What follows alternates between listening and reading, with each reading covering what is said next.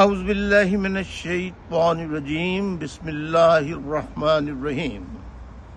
پاکستان میں رہنے والے تمام پاکستانیوں اور جو پاکستانی پاکستان سے باہر دنیا کے کسی بھی خطے میں آباد ہیں، ان سب کی خدمت میں السلام علیکم، آدابرز۔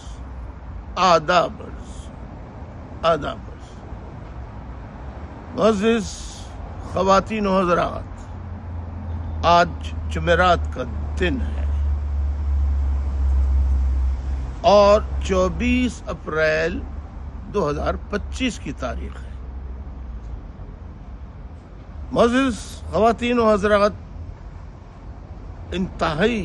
انتہائی دکھ اور افسوس کے ساتھ مجھے کہنا پڑ رہا ہے کہ آج پاکستان اور بھارت دونوں جنگ کے دہانے پہ کھڑے ہیں، یعنی خدا نہ کرے کسی وقت بھی جنگ ہو سکتی ہے۔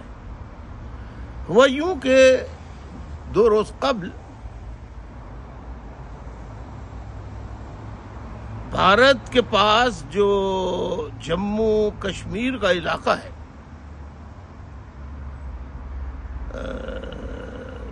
وہاں پر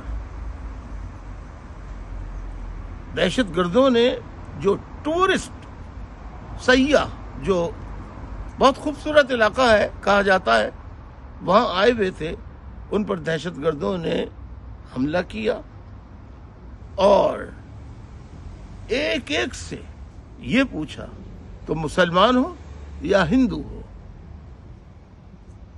کلمہ سناؤ، اذان دو، حتیٰ کہ افسوس کے ساتھ کہنا پڑتا ہے کہ یہاں تک ہوا کہ ان کے کپڑے تک اتار کے چیک کیا گیا کہ یہ مسلمان ہیں یا ہندو ہیں، اور پھر گولیوں کی برسات شروع ہو گئی اور تازہ ترین اطلاعات کے مطابق 26 سے زائد ہندوستان کے شہری، جس میں سیاح بھی موجود ہیں، وہ ہلاک ہو گئے اور زخمیوں کی تعداد مکمل طور پر ابھی سامنے نہیں آ رہی ہے، لیکن وہ بھی درجنوں سے کم نہیں ہے۔ معزز خواتین و حضرات، میں یہاں بہت دکھ کے ساتھ، انتہائی دکھ کے ساتھ، اچھا خاصا معاملہ چل رہا تھا، بلا وجہ یہ دہشت گردوں نے حملہ کیا اور پورا ماحول جو ہے وہ خراب کر دیا، اور آج اس پوزیشن پہ دونوں ممالک کو لے آئے کہ دونوں ممالک جنگ کے دہانے پہ بالکل قریب پہنچ چکے ہیں۔ اللہ نہ کرے کسی وقت بھی ہمیں خدا نہ خواستہ یہ خبر سننے کو نہ ملے کہ بھارت اور پاکستان کے درمیان جنگ شروع ہو چکی ہے۔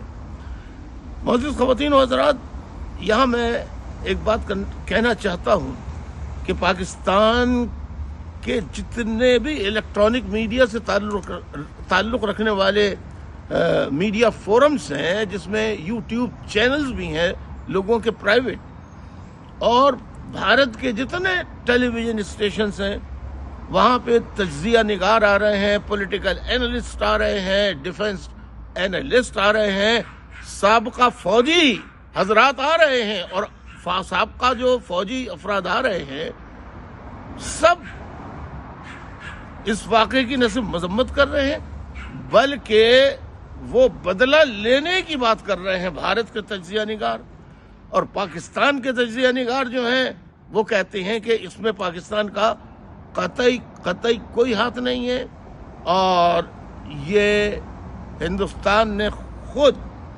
فالس فلیگ آپریشن کرایا ہے تاکہ جنگ کا جواز بنایا جا سکے اور پاکستان کو دنیا بھر میں بدنام کیا جا سکے۔ معزز خواتین و حضرات، سچ بہرحال ایک نہ ایک دن سامنے ضرور آ جاتا ہے. لیکن حقائق جو ہیں وہ یہ ہیں کہ امریکہ سے لے کے یورپین ممالک کا ہر ملک بشمول برطانیہ، کوئی ملک دنیا کا ایسا نہیں ہے جس نے اس واقعے کی نہ صرف مذمت کی ہے بلکہ یہ کہا ہے کہ ہم شولڈر ٹو شولڈر انڈیا کے ساتھ کھڑے ہیں. بھارت کے پاکستان کے ساتھ کون کھڑا ہے؟ ابھی تک تو میں نے کوئی متضاد بین الاقوامی جو ممالک ہیں ان میں سے کسی کی کوئی ایسی خبر نہیں سنی ہے کہ صاحب ابھی ہم تحقیقات کر رہے ہیں پھر بیان دیں گے. اور پھر اس کے بعد ہوا کیا؟ ہوا یہ کہ بھارت میں تمام کیبنٹ کا اجلاس ہوا، پوری کیبنٹ کا. وزیر اعظم نریندر مودی صاحب کی سربراہی میں، اور وہاں کئی فیصلے کیے گئے جس میں ایک فیصلہ جو ہے وہ بہت ہی یعنی خطرناک فیصلہ ہے کہ سندھ طاس معاہدہ معطل کر دیا ہے. میں بھارت کے وزیر اعظم محترم نریندر مودی صاحب اور ان کی کیبنٹ کے لوگوں سے کہتا ہوں کہ دیکھیے دہشت گرد چند تھے نا، پاکستان کے عوام نے تو حملہ نہیں کیا، اس میں پاکستان کے عوام تو ملوث نہیں ہے. اب سندھ طاس معاہدہ معطل کرنے کا اثر پاکستان پہ پہلے ہی پانی کی قلت ہے، پہلے ہی مظاہرے چل رہے ہیں کینالز کے مسئلے پہ. تو اگر آپ نے پاکستان کا پانی جو ہے وہ بند کیا تو کروڑوں معصوم جو ہے پیاسے، یعنی چند دہشت گردوں کی سزا پورے پاکستان کے عوام کو پلیز نہ دیجیے، اس فیصلے کو واپس لے لیجیے. ساتھ ساتھ ملک اس وقت جس بحران کا شکار ہے، میں نے پہلے بھی میں متعدد بار کہہ چکا ہوں اور آج پھر کہہ رہا ہوں کہ دیکھیے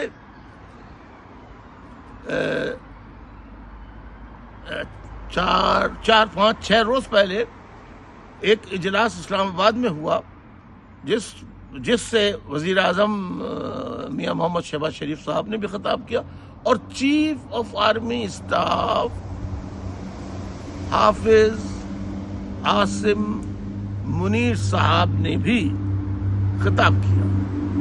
انہوں نے اپنے خطاب میں جو میں اب تک نہیں سمجھ سکا، انہوں نے اپنے خطاب میں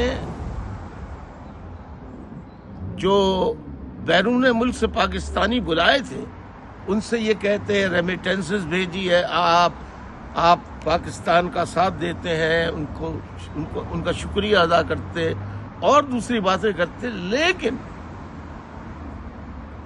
اس ایسے اجلاس میں 2 قومی نظریے کا مسئلہ یا موضوع اٹھانا یہ سمجھ سے بالاتر ہے. ہندو اور مسلمان یہ لفظ نہ جانے کیوں انہوں نے استعمال کیے. کس نے ان سے کہا تھا کہ یہ لفظ استعمال کرو، اور کس نے کہا تھا کہ اوورسیز پاکستانیوں سے خطاب کرتے ہوئے آپ یہ کہیں کشمیر ہماری شہرگ ہے، جگولر وین ہے. آپ نے یہ باتیں کر کے اب اگر یہ فالس فلیگ آپریشن انڈیا نے ترتیب دیا ہے تو بھی وہ آپ کی کلپس دکھا رہے ہیں، تمام انڈیا کے میڈیا میں آپ کی کلپس دکھا رہے ہیں کہ ہندو الگ مسلمان الگ. کم سے کم اس کا تو یعنی یہ سوچ یہ اس میں غور کرنا چاہیے تھا کہ ہندوستان میں پاکستان کی جتنی آبادی ہے کم و بیش اتنے ہی مسلمان بھارت میں رہتے ہیں. ہندو مسلم پر اگر مسئلہ چھڑ گیا تو بھارت کے مسلمانوں کا کیا ہوگا؟ مجھے بہت حیرت ہے کہ کس نے chief of army staff general حافظ عاصم منیر صاحب سے یہ کہا کہ یہ الفاظ استعمال کریں. بھائی نہ اس وقت دو قومی نظریے کا مسئلہ اٹھانا چاہیے تھا، نہ جیگولر وین کہنا چاہیے تھا کہ یہ شہ رگ ہے یہ، اور کہ ہندو اور مسلمان یہ لفظ استعمال نہیں کرنا چاہیے تھا. اب بھارت میں انتہائی غصہ پایا جاتا ہے. میں نے متعدد چینلز پہ جا کر وہاں پہ جو تجزیہ کر رہے ہیں دفاعی تجزیہ نگار، پولیٹیکل اینالسٹ، وہ کہہ رہے ہیں ایک ہی حل ہے، حملہ کرو، جواب دو، پاکستان پر حملہ کرو، جواب دو. اور عوام بھی یہ مطالبہ کر رہی ہے بھارت کی. اب آپ بتائیے کہ خدا نخواستہ ابھی تو پانی بند، یعنی سندھ طاس معاہدہ معطل کیا ہے.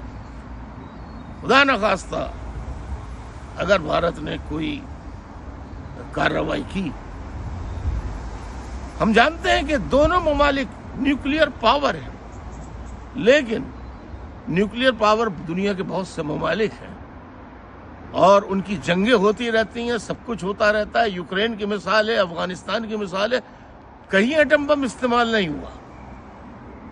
تو اور ایٹم بم اگر استعمال ہوا بھی تو وہ ٹیررسٹوں کا، جنہوں نے جموں اینڈ کشمیر کے علاقے میں جو ٹورسٹ اسپاٹ ہے وہاں پر حملہ کیا ہے، بے گناہوں کو قتل کیا ہے. تو ان چند دہشت گردوں کی سزا ہندوستان یعنی بھارت اور پاکستان کے مسلمان اگر جنگ چھڑ جاتی ہے تو ان کو تو نہیں دینا چاہیے. یہ نہ بھارت کے شہریوں نے کیا ہے، نہ پاکستان کے شہریوں نے کیا ہے. اور میں ایک اور اپیل کرنا چاہوں گا دونوں ممالک کے تجزیہ نگاروں سے، دفاعی تجزیہ نگاروں سے، خدارا جنگ کی باتیں نہ کریں، جنگ کی باتیں نہ کریں، جنگ کی باتیں نہ کریں. اور میں ایک بات اور کرنا چاہتا ہوں، اپنے chief of army staff, corps commanders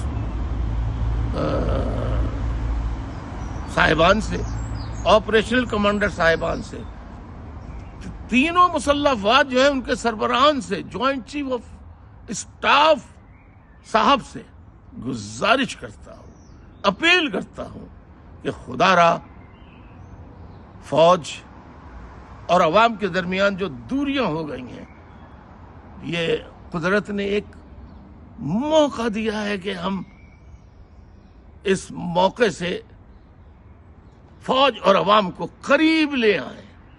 اس کے لیے دل بڑا کرنا ہوگا اور مخالفین کو رہا کرنا ہوگا، سب کو ایک جگہ بٹھانا ہوگا، گول میز کانفرنس کرنی ہوگی، سب کے خیالات سننے ہوں گے. قوم اگر فوج کے ساتھ ہے تو میں دعوے سے کہتا ہوں کہ دنیا کی کوئی طاقت پاکستان کا کچھ نہیں بگاڑ سکتی، یا دنیا کی کوئی بھی فوج ہو، اگر وہاں کی عوام اس کے ساتھ ہے تو اس کا کچھ نہیں بگاڑا جا سکتا. مثالیں میں بہت ساری دے سکتا ہوں، ویتنام کی مثال ہی چلیے آپ کو دے دیتا ہوں، دیکھ لیجئے گا. تو میں یہ جو آگ کے جنگ کے شعلے دیکھ رہا ہوں، ان کو حقیقت کا روپ نہ دھارنے دیں. یہ دونوں ممالک کے تجزیہ نگاروں، صحافیوں سے اور سربراہان سے، حکمرانوں سے کہتا ہوں، للہ عقل سے کام لیں، آپس میں بات چیت کریں، اور پاکستان میں خاص طور پر جلد سے جلد سب کو ایک جگہ بٹھا کر ایک اکائی پیدا کریں. عوام اور فوج کے درمیان جو دوری ہے اس کو ختم کریں. یہ میری درمندانہ اپیل ہے.